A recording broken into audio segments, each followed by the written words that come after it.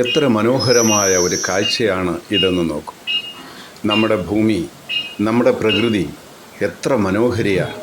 കളകളാരവം പൊഴിക്കുന്ന നദികളും പൂക്കളും പുഴകളും കിളികളും തുമ്പികളുമായിട്ട് എത്ര മനോഹരമായ ഒരു പ്രകൃതി ഭംഗി നമുക്ക് വേണ്ടി ഈ ഭൂമി മാതാവ് ഒരുക്കി തന്നിരിക്കുന്നു.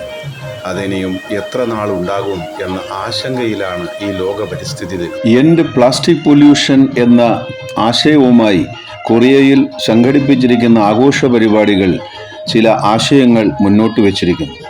Learn about the harmful impact of plastic pollution, discover eco-friendly alternatives, share ideas on how we can protect our oceans and land, engage in fun interactive info sessions.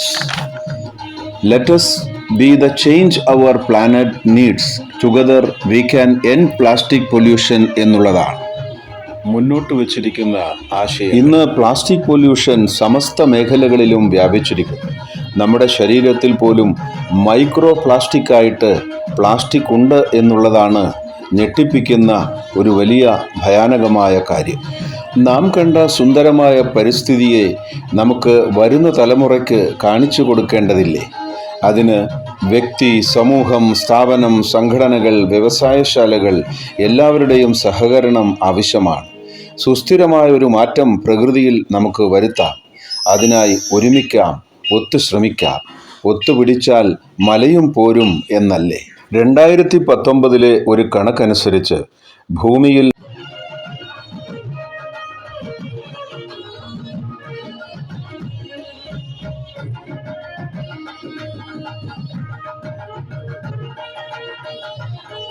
ലോകത്ത് ഇതുവരെ ജനറേറ്റ് ചെയ്ത 7 ബില്യൺ ടൺ പ്ലാസ്റ്റിക്സിൽ വെറും 10% താഴെ മാത്രമേ recycle ചെയ്തിട്ടുള്ളൂ എന്നുള്ളത് എത്ര ഭയാനകമായ ഒരു കാര്യമാണ് എന്ന് നോക്കൂ. ഇൻഫോർമൽ വേസ്റ്റ് പിക്കേഴ്സ്, അതായത് നമ്മളുടെ ഭാഷയിൽ കുപ്പപെറുക്കികൾ എന്ന് നാം വിളിക്കുന്നവരുടെ പ്രവർത്തനമാണ് ആകെ ലോകത്തിന് ഒരാശ്വാസമായിട്ടുള്ളത്. ലോകത്ത് കുപ്പ പെറുക്കുന്നവരുടെ സംഖ്യ ഏതാണ്ട് 20 മില്യൺ വരും. അവരുടെ ഉപജീവനവും അതുതന്നെയാണ്. അവരുടെ ഇടയിലുള്ള എടുത്തു പറയാൻ പറ്റുന്നൊരു ക്യാരക്ടറാണ് ക്രിസ്റ്റ്യൻ ജെ ബ്രിയോനിസിസ് എന്ന ആളിൻ്റെ കഥ. വളരെ രസകരമായിട്ടുള്ള ഒരു കഥയാണ് അദ്ദേഹത്തിൻ്റെ.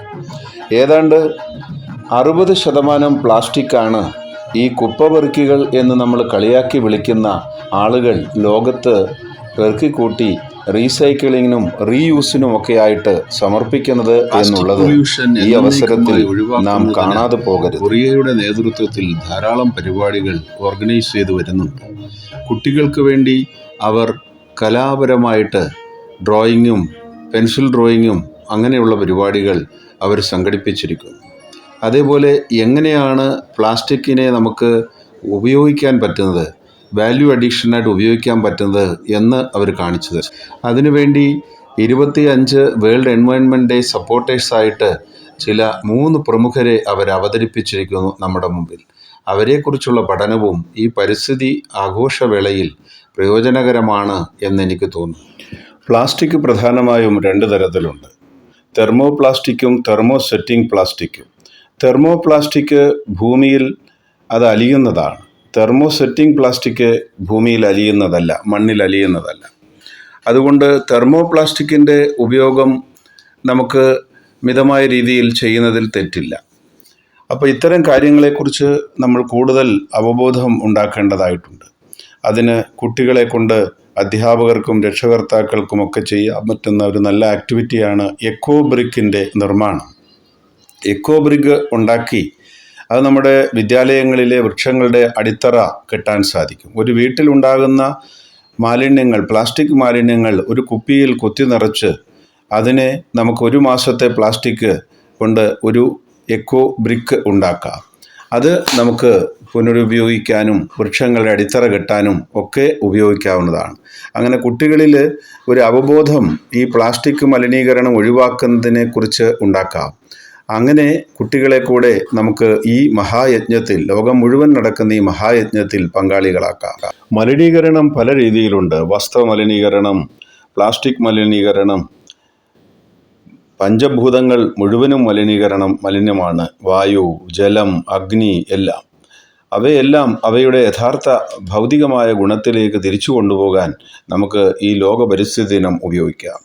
സുന്ദരമായ ഭൂമിയെ വരും തലമുറയ്ക്ക് ഭംഗിയായി അണിയിച്ചൊരുക്കി കൊടുക്കുന്നത് നമ്മൾ ഓരോരുത്തരുടെയും ഉത്തരവാദിത്തമായി കരുതണം. ലോക പരിസ്ഥിതി ദിനവുമായി സംഘടിപ്പിക്കപ്പെട്ട ചിത്രരചനാ മത്സരങ്ങളിൽ നിന്നും ഉരുത്തിരിഞ്ഞു വന്ന മനോഹരമായ കുട്ടികളുടെ പ്രതിഭയാണ് ഇനി നമ്മൾ കാണുന്നത്. എത്ര മനോഹരമായിട്ട് ഈ ഭൂമിയെ അവർക്ക് വരച്ച് നമ്മുടെ മുമ്പിലേക്ക് കാണിക്കാൻ സാധിച്ചു. പരിസര മലിനീകരണം, ജലമലിനീകരണം, വായു മലിനീകരണം, പ്ലാസ്റ്റിക് മൂലമുണ്ടാകുന്ന മലിനീകരണം, വസ്ത്ര മലിനീകരണം, ഭക്ഷണ സാധനങ്ങൾ വലിച്ചെറിയുന്നത് മൂലമുള്ള മലിനീകരണം, അങ്ങനെ പഞ്ചഭൂതങ്ങളെ മലിനീകരണമാക്കുന്ന ഈ പ്രവർത്തനത്തിൽ നിന്നും നമുക്കെല്ലാവർക്കും വിട്ടുനിൽക്കാം. നമസ്തേ.